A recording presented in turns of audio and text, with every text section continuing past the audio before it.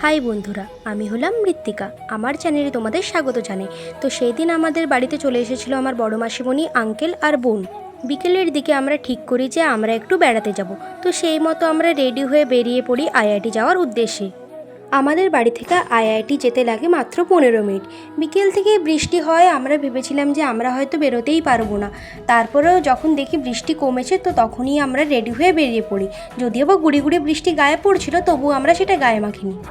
এরপর সোসাইটি পেরিয়ে gas godown gate দিয়ে আমরা প্রবেশ করে যাই আইআইটির মধ্যে। এই হলো আমাদের বটতলার কালী মন্দির। প্রত্যেক অমাবস্যায় এখানে প্রসাদ বিতরণ করা হয়।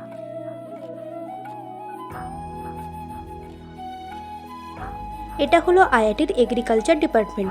এখানে মডার্ন টেকনোলজি ইউজ করে চাষবাস করা হয়। আমরা এখন চলে এসেছি আমাদের মূল ডেস্টিনেশন আইআইটির মিউজিয়াম। এটি একটি এত সুন্দর এবং পরিপাটি করে গোছানো জায়গা যে এখানে এলেই মন ভালো হয়ে ওঠে। মিউজিয়ামের ভেতরে আমরা কি কি দেখলাম সেটা আমি শেয়ার করব পরের পার্টে। ততদিন অবধি ভালো থাকবেন, সুস্থ থাকবেন। বাই।